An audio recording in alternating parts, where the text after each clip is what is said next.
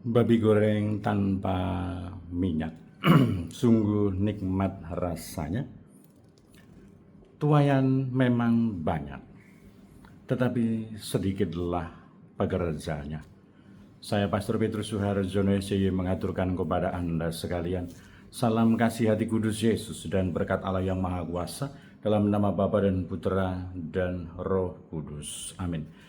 Pada kesempatan ini bersama-sama kita akan mendengarkan dan sekaligus merenungkan bacaan Injil dari Injil Lukas bab 10 ayat 1 sampai 9. Bacaan Injil ini juga menjadi bahan permenungan kita dalam perayaan Ekaristi hari biasa, Senin Pekan Prapaskah, Senin Pekan Biasa ketiga, tanggal 26 Januari 2026.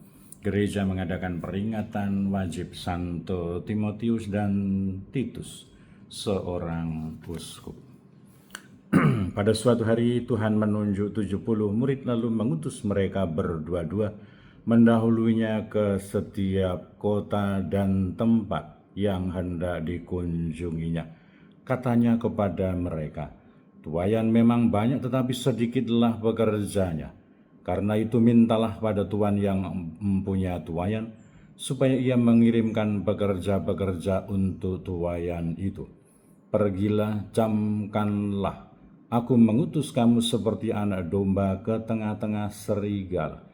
Janganlah membawa pundi-pundi atau bekal atau kasut, dan janganlah memberikan salam kepada siapapun selama dalam perjalanan.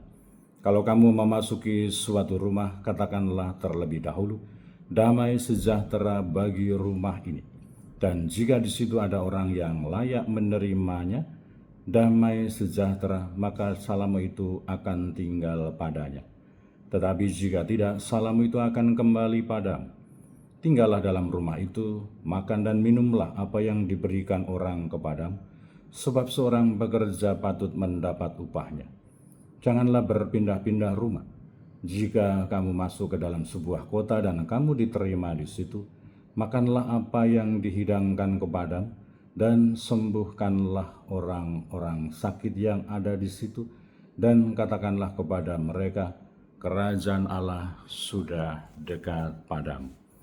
Demikianlah sabda Tuhan. Terpujilah Kristus. Saudara-saudari yang terkasih, selamat pagi. Bagaimana kabar Anda hari ini? Semoga selalu sehat, berbahagia, bergembira, bersukacita luar biasa, dan senantiasa merasakan kasih dan penyertaan Tuhan di hari yang baru ini. Selamat merayakan pesta nama pelindung bagi Anda sekalian, pribadi-pribadi, kombas-kombas, lingkungan-lingkungan, wilayah-wilayah, stasi-stasi dan paroki-paroki serta komunitas umat beriman yang bernaung di bawah nama Santo Titus dan Timotius. Semoga berkat doa dan teladan mereka, kita akan senantiasa mampu mengikuti Kristus dalam semangat pewartaan Injil, dalam sukacita, dan juga dalam semangat kerendahan hati. Kita juga bersyukur bersama dengan Romo Petrus Cipto Nugroho yang hari kemarin merayakan pesta ulang tahun imamat yang ke-9. Semoga senantiasa bersukacita, setia dalam panggilan, dan senantiasa menjadi gembala yang baik. Dan kita juga berdoa untuk saudara-saudari kita yang sakit dan juga mereka yang sudah meninggal, terutama Bapak Yosef Kastamin Bulyo yang telah meninggal dan kemarin juga sudah dimakamkan.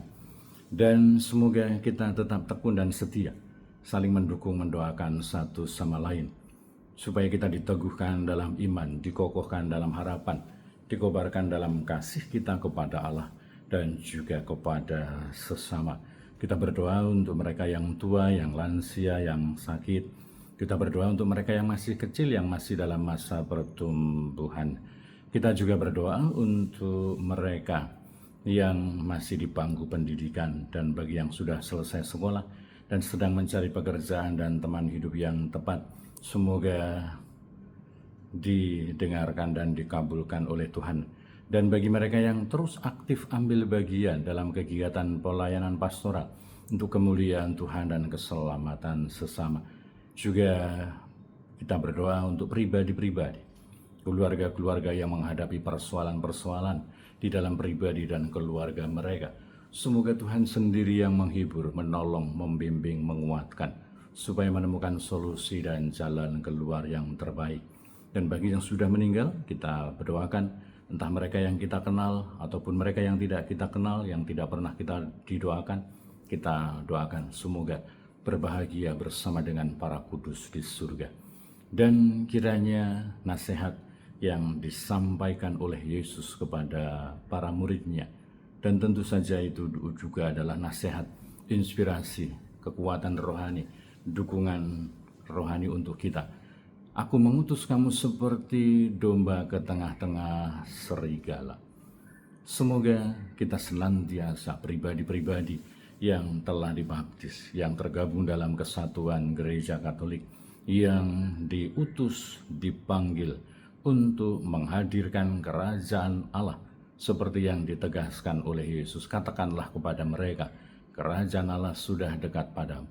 Semoga kita menyadari tugas, panggilan, perutusan kita, tetapi juga kemungkinan-kemungkinan resiko-resiko, konsekuensi dari jati diri kita, iman kita, keberadaan kita sebagai para pengikut Kristus, sebagai orang beriman, sebagai utusan-utusan Allah. Bahwa tidak semua situasi dan pribadi yang akan kita temui, akan kita jumpai dalam perutusan kita, dalam kesaksian kita, dalam upaya kita menjadi garam, menjadi terang bagi dunia, tidaklah seluruhnya mudah. Digambarkan oleh Yesus seperti domba masuk ke tengah-tengah serigala. Tetapi semoga nasihat Yesus, peringatan yang disampaikan oleh Yesus, tidak membuat kita gentar, berputus asa, apalagi menyerah dan tidak mau melakukan apa-apa. Tetapi semoga justru itu menjadi daya dorong, penyemangat, dan juga memunculkan semangat, kerendahan hati, dan kewaspadaan untuk senantiasa siap sedia melaksanakan tugas perutusan, menghadirkan kerajaan Allah, tetapi juga dengan semangat kerelaan hati, pengorbanan.